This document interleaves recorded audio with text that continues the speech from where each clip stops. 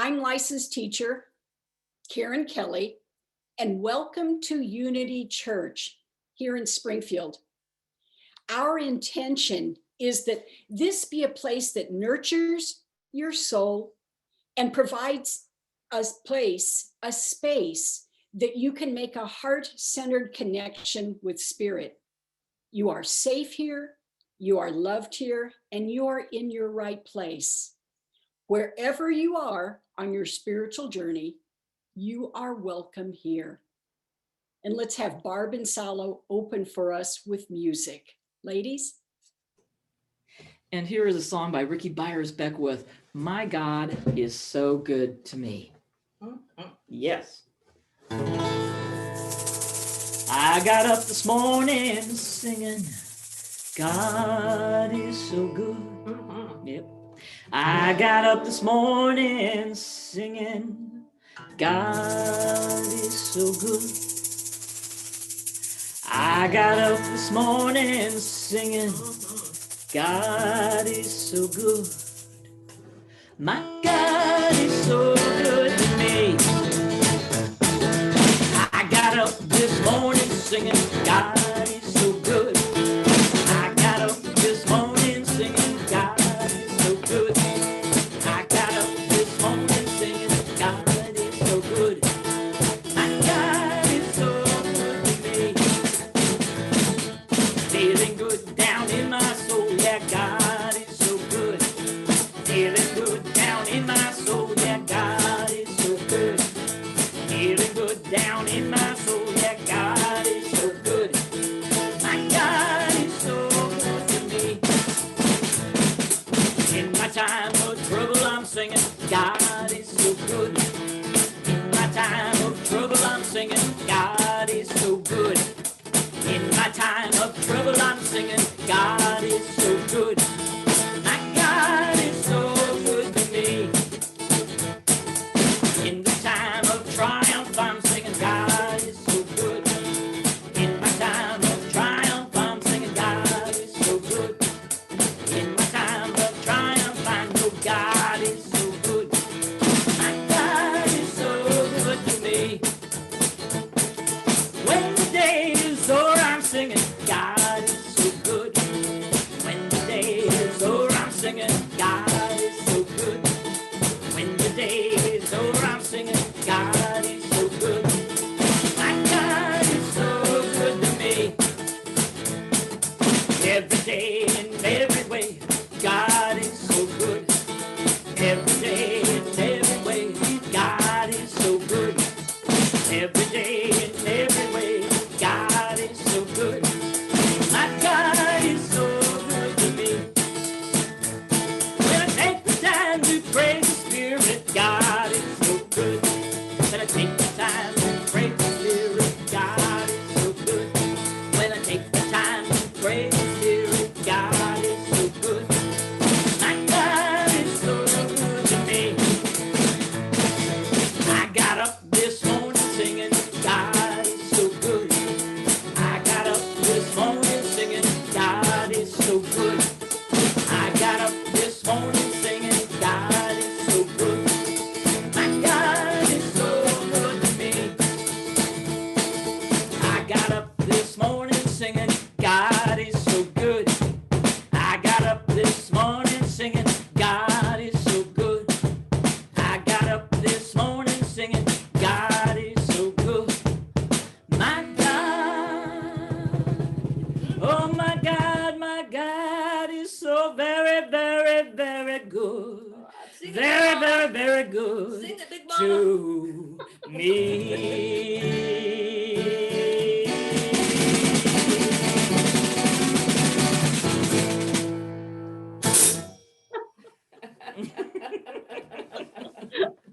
I'm getting a kick out of comments here.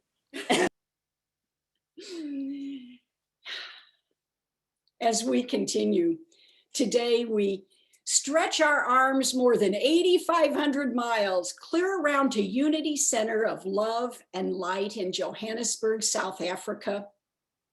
And we use the words that Unity Worldwide Ministry would be praying today as we begin.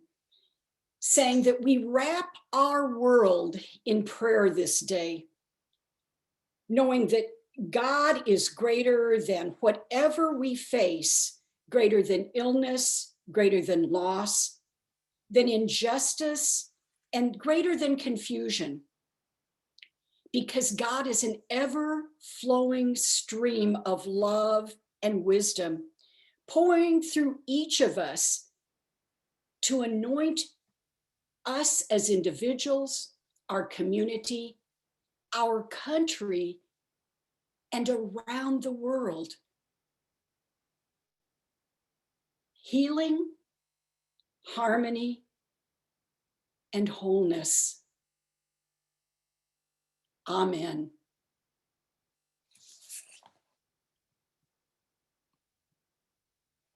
Our announcements. Tuesday at 11, Ruth is hosting our Silent Unity prayer service in Zoom. You can join with the intention for our community, for those here at Unity, but also joining in prayer with our Unity movement. Tuesday this week, Chris Farashon's meditation is on hiatus. And a quick thank you to Chris, who's joining us from her vacation, folks, to give us some technology support today. Thanks, Chris. Wednesdays at 5:30, we have our gathering meditation.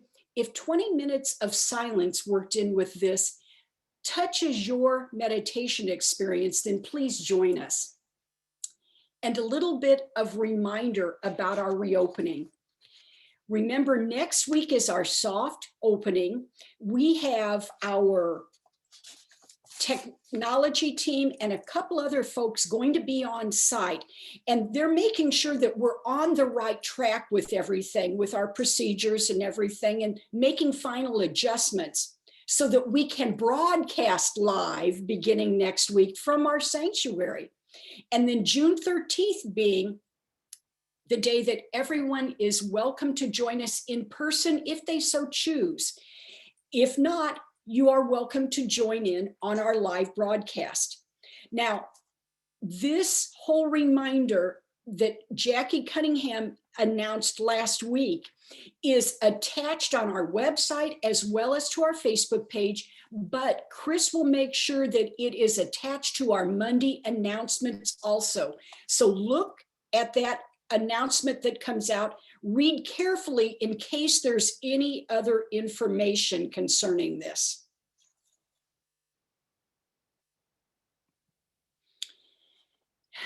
We have an affirmation here at Unity that is our umbrella.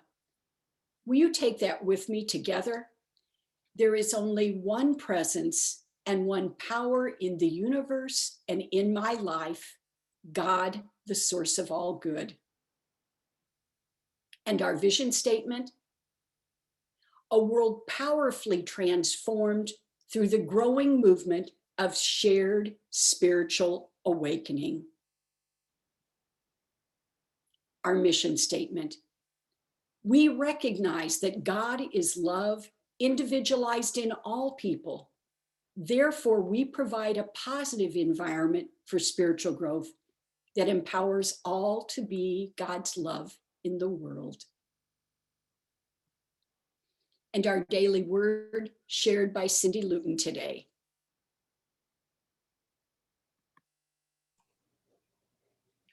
Today's daily word is inner peace. And our affirmation, peace grows within me as I remain centered in God.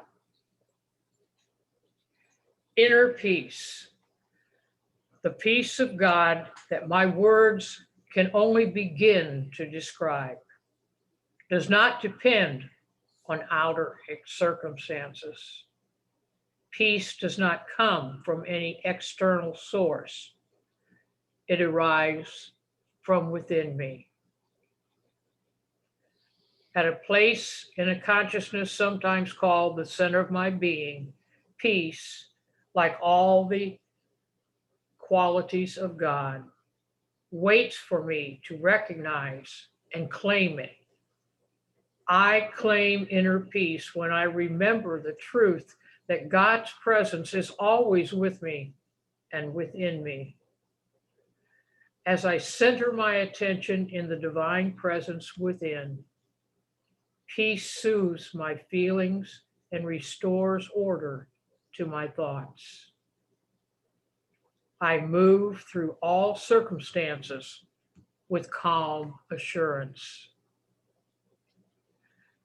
Peace grows within me as I remain centered in God.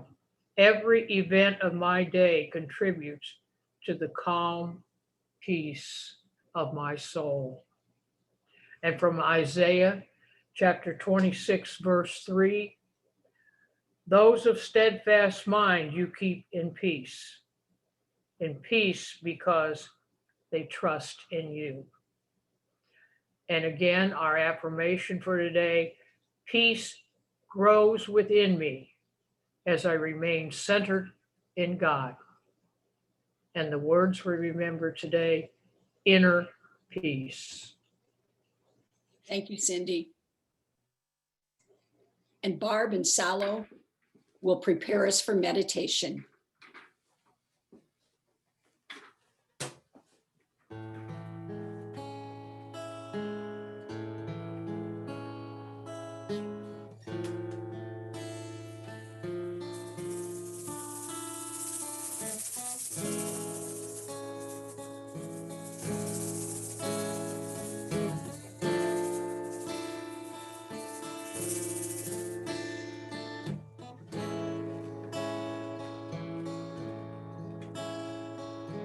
Don't plant your dreams in the field of indecision.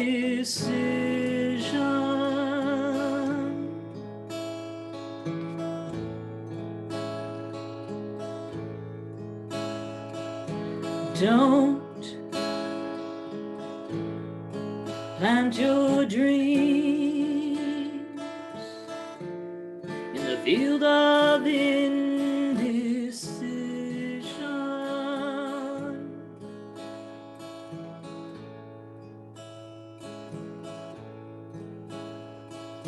Nothing ever grows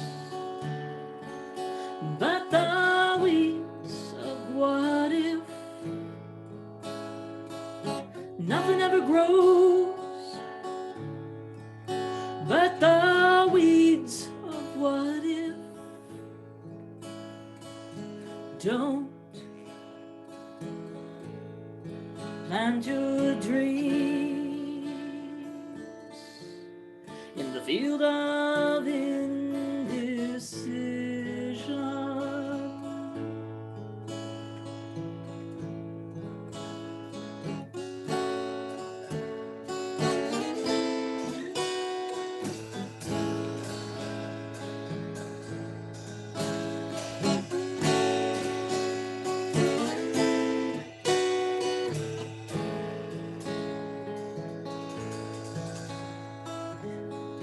Be strong, be brave, and be decisive.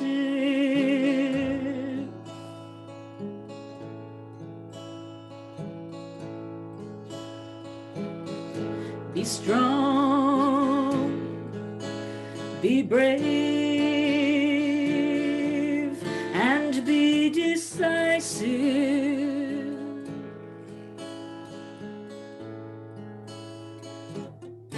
Your fields will be beautiful and full. Your fields will be beautiful and full. Be strong, be brave, and be decisive.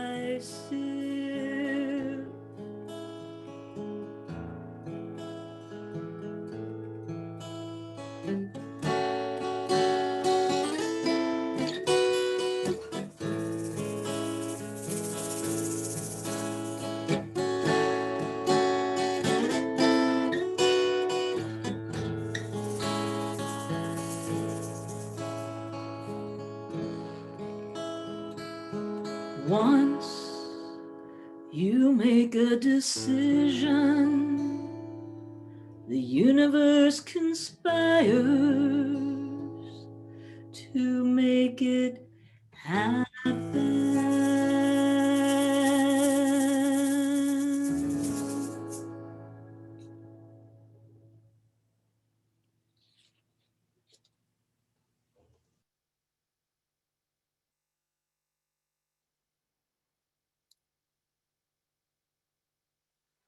We take that strength.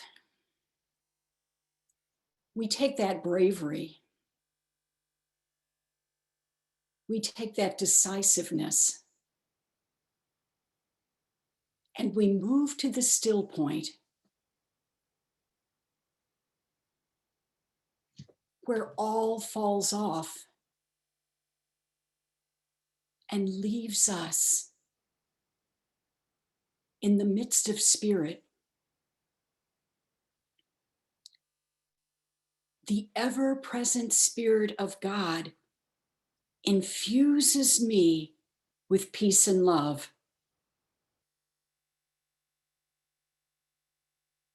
In this place, at this time, in this consciousness.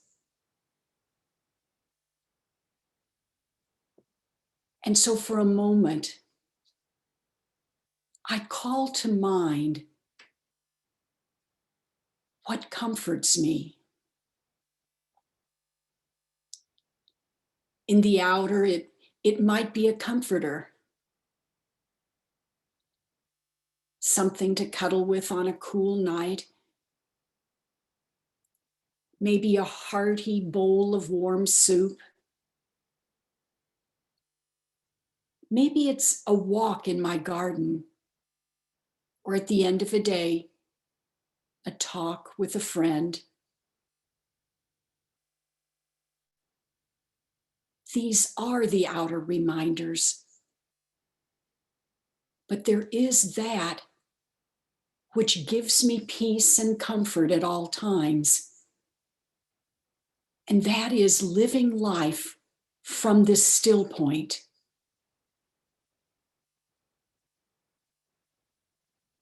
The place where quiet abides, the place where peace abides, a place of love and oneness.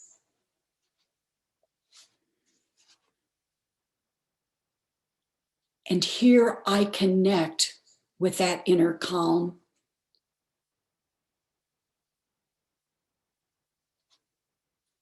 Here, my awareness is spiritual, for I am infused with the living, loving Spirit of God. Wisdom is mine. Peace is mine. Love is mine. In the silence, in the silence, in the silence.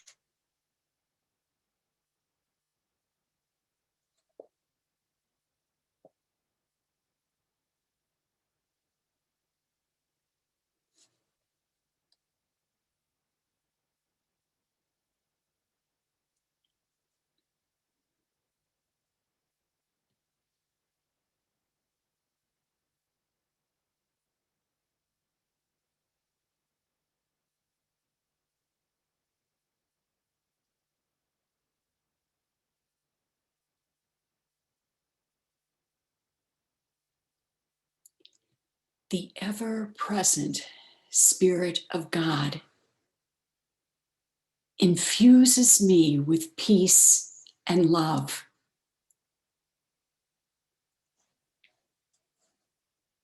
Living life from this place,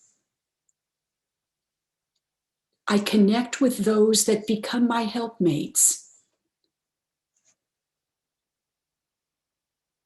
The actions of my hands and the words of my mouth touch others in the right and best way.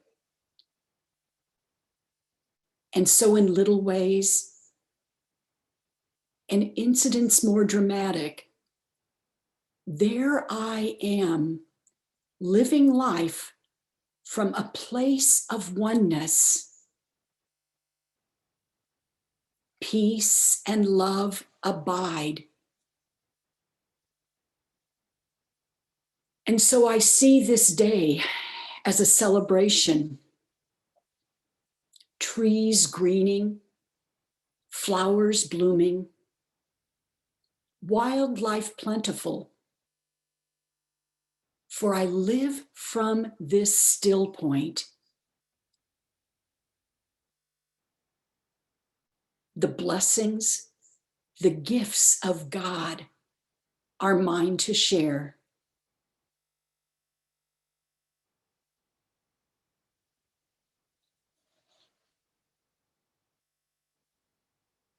The ever-present Spirit of God infuses me with peace and love. And with this thought, I come back to this time and this place with a full heart. Thank you, living, loving Spirit. Amen and amen.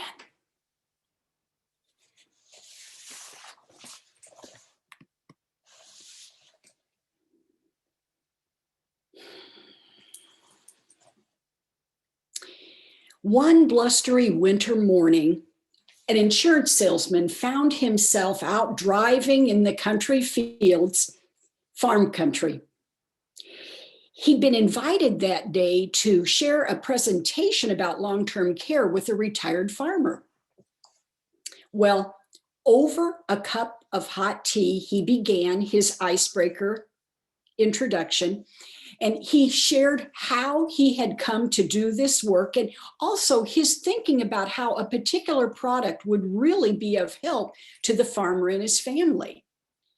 Well, the next part of this introduction conversation, the agent asked the farmer about his family, and the farmer was quite subdued.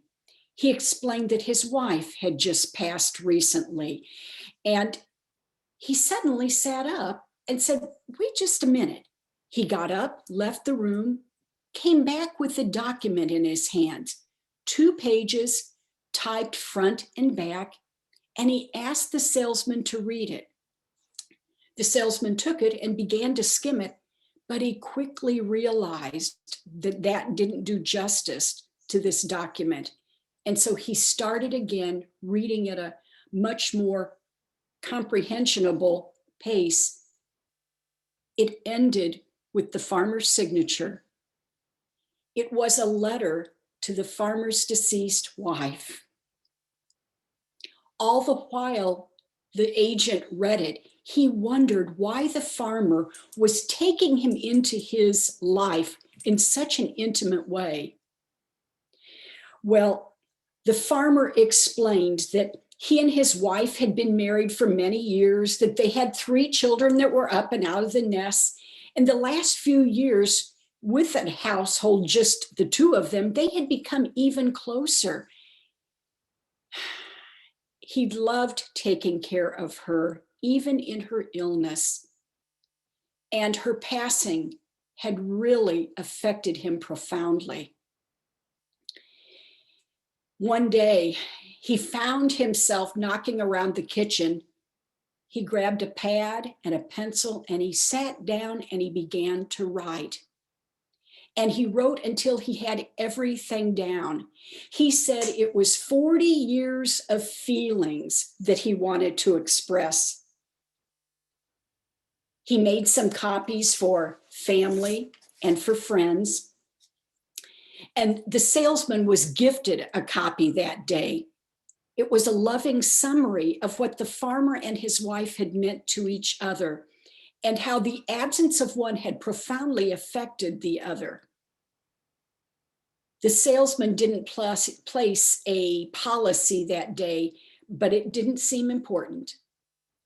The salesman recalled thinking as he left, wouldn't it have been nice if the farmer had written that letter when his wife was still living, and so that she could then in return write him a letter?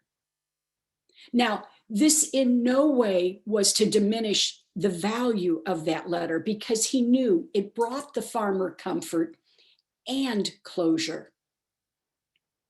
Letters, bulletins, correspondence, dispatches, lines, epistles, mail, missives, messages, notes, so many words to label what results when we put our thinking and our feeling in written form. Hellanicus, an ancient historian, reported that the first recorded handwritten letter was written 500 BCE by Queen Atassa, a Persian queen. Letters have been discovered in ancient Egypt, in ancient India, in Greece, in Rome, in Sumer, in China, and beyond. We write these letters for many reasons and for many occasions. And sometimes these letters are far reaching in their effect and their reach. Think, Paul wrote epistles to early congregations so that he could better explain and share his spiritual message. And then young Grace Bedell, age 11, wrote a letter to a president.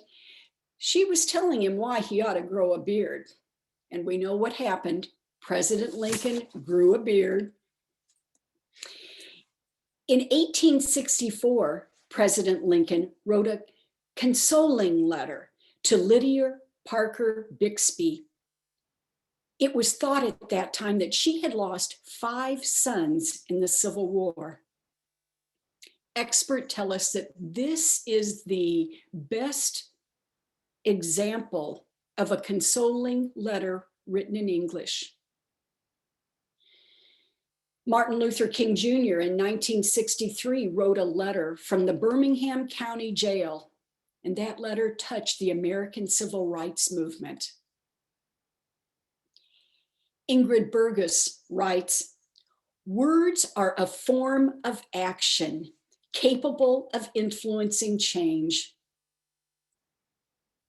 During our stay at home this past year, we've found so many ways to communicate, haven't we? Whether it's telephone, whether it's a Zoom meeting like this, or a text, an email, a card, a note, or writing a letter. What we have reinforced is that we are interdependent. We are thriving when we make connections. This nurtures us, it nourishes us, and it heals us. Meister Eckhart wrote, they can be great help, words. They can become Spirit's hands and lift. And this is our basic unity. This is principle number 5. Through thoughts, words, and actions, we live the truth we know. Through thoughts, words, and actions, we live the truth we know. Our thoughts, recorded on paper or whatever, make demonstration and manifestation of who we are and our life journey as spiritual beings. And we are lifted up, just as we lift others. Okay, back to our insurance agent. 3 years later, he found himself this time on a warm spring morning on the front porch of an 84-year-old retired physician. And the physician right away said, "I'm from the old country." Well, that told our salesman a whole lot. It was code for a whole lot of behavior and thinking. What the gentleman said as he hijacked that introductory conversation was that he had been an autocratic husband and father. It had been demonstrated to him by his father and grandfather back in Lithuania in his growing up years. He shared incidents that demonstrated his own behavior, and he said he wished he could change things, that he had simply put his ego aside and been kind and loving instead of dictatorial and superior acting. That day, he asked the salesman to put himself in his position, and how would he change things? How would he make amends?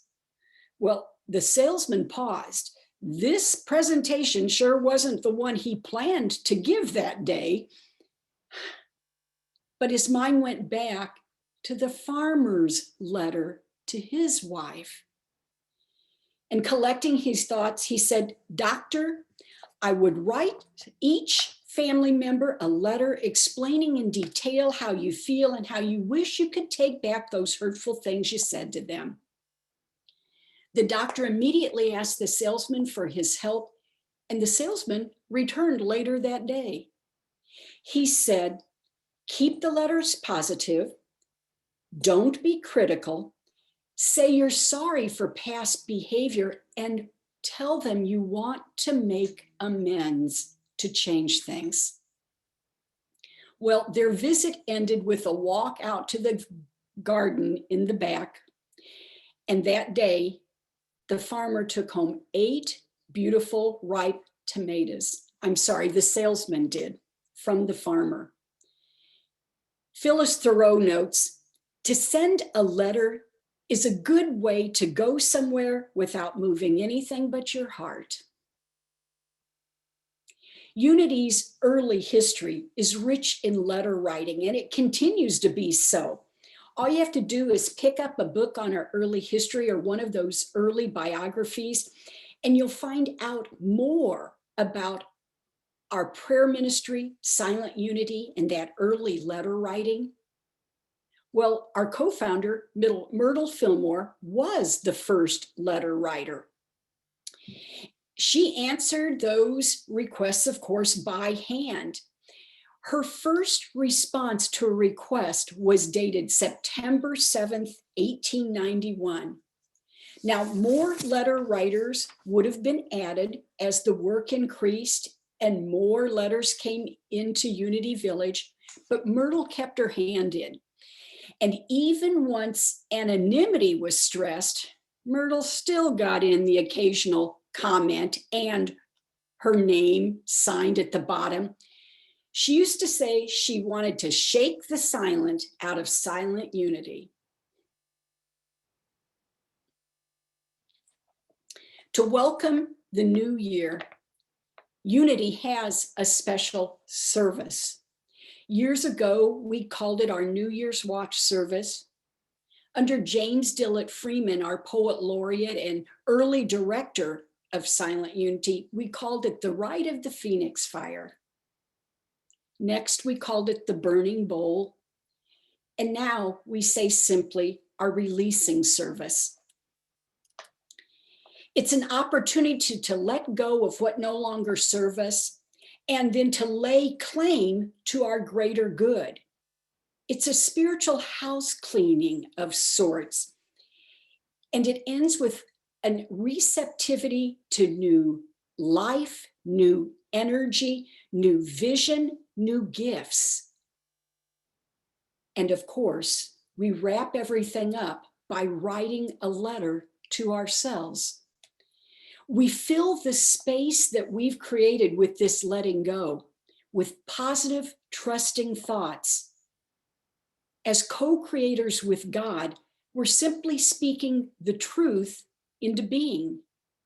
And these letters act as our affirmative prayer for the new year. Barb and Salo reminded us this morning as they sang, "Don't plant your dreams in the field of indecision. Nothing ever grows in the field of what if." And they encouraged us to be strong, be brave, be decisive, because our fields will be beautiful and full. And this is supported by one line that they use. And if you want to read it, go onto their website. A quote by Ralph Waldo Emerson. "Once you make a decision, the universe conspires to make it happen." Our letters outline our dream for us. You know, some letters that we've written shouldn't be mailed. And in these cases, it could actually put us at risk of physical harm to contact a particular person from our past. And so if that's the case, because of a troubled or contentious, very contentious relationship, there are valid reasons to write a letter, but then once written, dispose of it. A letter I once wrote was never meant to be sent, but for other reasons. One of our boys, to use his dad's words, was just not being a good citizen. He quit high school. He wasn't going to his part-time job. He was just so hard to live with that doing everything I could think of, it finally got to the point where I just had to pray about it. You know those times? Well, my prayer turned out to be a letter to him. And in the corner of the letter, I stapled his high school picture. He's in a suit jacket. It's over jeans without holes, and he's got combed hair. It goes like this. "Son, the Spirit of God within me frees me from any unwillingness to let go of bad feelings. I see you living life from a place of integrity. I celebrate your success. Love, Karen." And then I mailed it in the midst of my study Bible, held together by a rubber band. And I mailed it inside Psalms, Psalm 23. And I think it was because I got a kick out of the valley of the shadow of death, because I thought we were living in it for a while. Well, as time went on, that young man, after 7 years of touring the US and Mexico with his rock band, came home. He got his GED. He sent himself through college. He got his master's degree. He's married to a wonderful young woman. They have 2 children. Well, really 4, because they're fostering 2 kids from the foster care system. 2 Christmases ago, after we'd opened presents and had our meal, the family was in the living room, and he took me into the kitchen, and he thanked me for helping his dad raise him and his brothers. Now, did things turn around because of that letter that I wrote him? No, it didn't. But by my releasing and letting go of him, I could stand back and I could keep the high watch to continue to support him in becoming his highest and best self. To paraphrase Pascal, in the heart, there is a God-shaped vacuum, willing, ready to be filled. I've saved cards and letters I've received over the years. And one letter is dated March 10th, 1988. As most of you know, I was a teacher before I retired, and it starts like this. Miss Kelly, thank you so much for your dedication to Joe's education. Your phone call tonight was especially appreciated at this time as we are currently involved in a court case against XYZ Company. They were leading the efforts out on the north end of Springfield, feeling that a particular company, food production, was sending out emissions that were bad for the kids to breathe, for everyone to breathe. She goes on, I feel like Joe is not getting my full attention this week. It means a lot to me to know that someone such as yourself is looking out for my son and giving him the best education you can possibly give. I hope that in the future I can let you know that Joe has accomplished great things in life. And she goes on and signs it. Thank you so much, Mrs. XYZ. Another letter I saved was dated about 10 years later. It goes, it was kind of lumpy too when I got it. Dear Ms. Kelly, I'm sending you this golden apple right here because you were my favorite teacher in grade school, and to thank you for recognizing that I was so special, smiley face, that I needed enrichment classes. Look how I turned out. I'm now in National Honor Society, and my picture will soon be in the paper for Student of the Week at Lanphier High School. Keep on turning out those great students. You're a great teacher. Sincerely, Joe. Class of 1998. Holy smoke. Mom and son bookended 10 years of life. What an emotional boost that was for me. Thinking that two individuals saw something of my highest and best self and took a moment to reflect that to me. Lin-Manuel Miranda tweeted, "Good morning. All I have for you are words, but if I can get them in the right order, they can be a cool breeze on a sunny day or a moment of rest in the frenzy. Go get your best life. I'll keep leaving these here should you need them."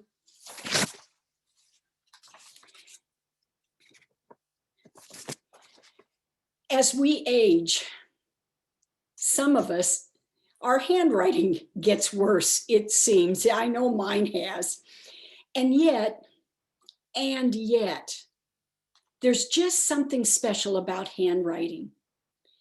Springfield High student Lisa Zavelsky's essay was an NPR Illinois finalist this year for This I Believe. Her essay was titled simply Handwriting. It was published in the SJR and it was read on public radio in February. She writes, I've found to cherish all handwritten tokens, whether it be funny Valentines or a stack of completed to-do lists. There is some handwritten keepsake that many humans can find comfort in. I believe in the power of handwriting. Some pieces of paper I just keep because of the handwriting. I've got an envelope here addressed in a prayer partner's hand, Pat Meter, from June of 2006.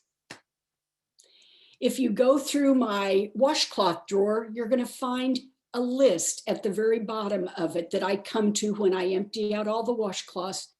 It's a grocery list written in my sister's hand that I found when I was cleaning her house after she had passed away.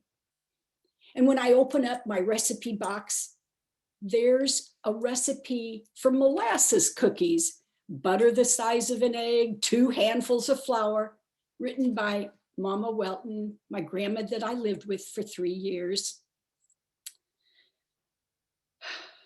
All these remind me of dear ones, and they bring to mind and heart feelings and memories that are so precious.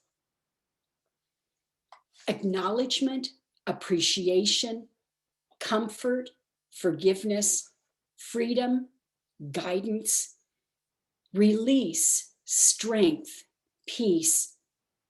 Writing a letter can generate all these and more.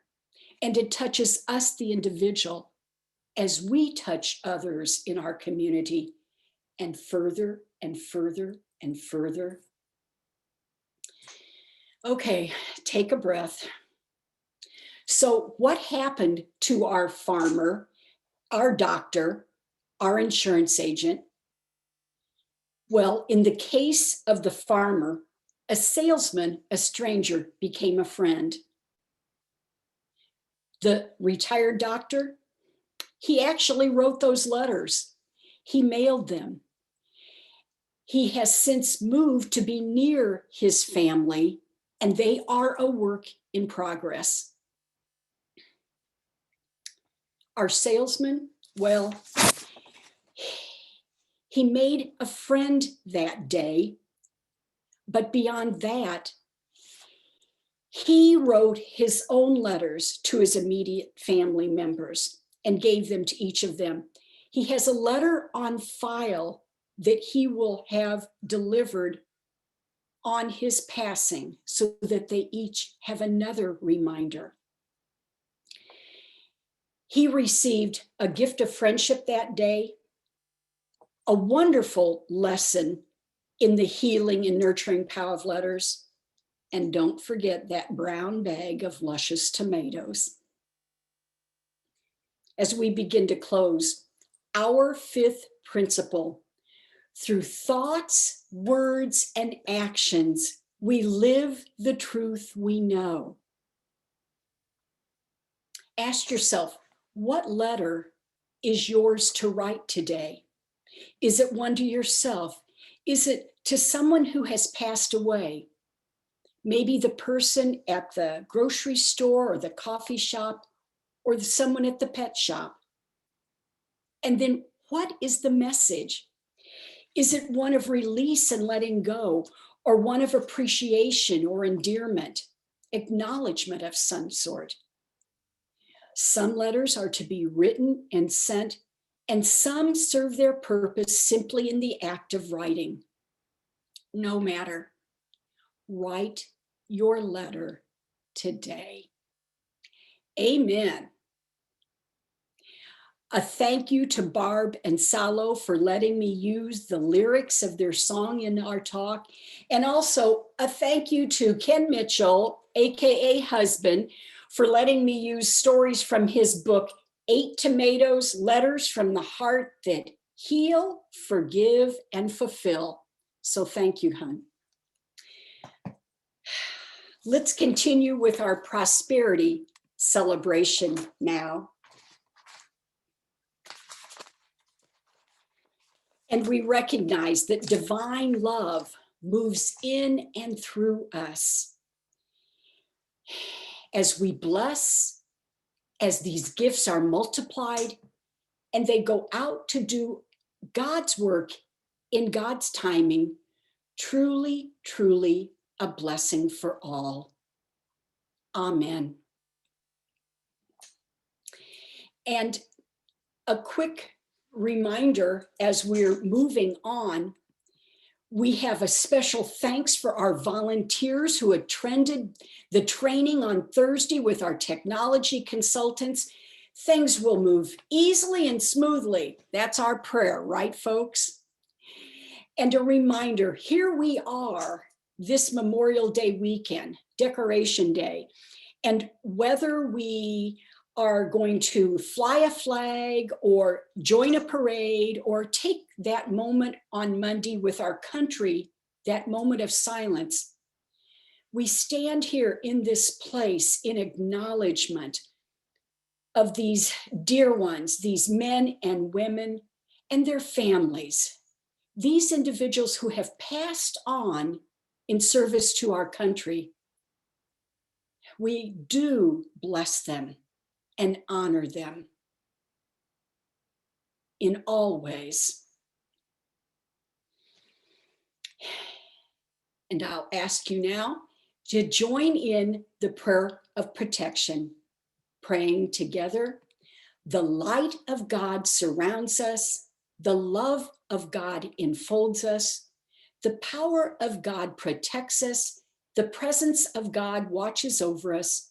Wherever we are, God is, and all is well. And we'll join in singing our peace song.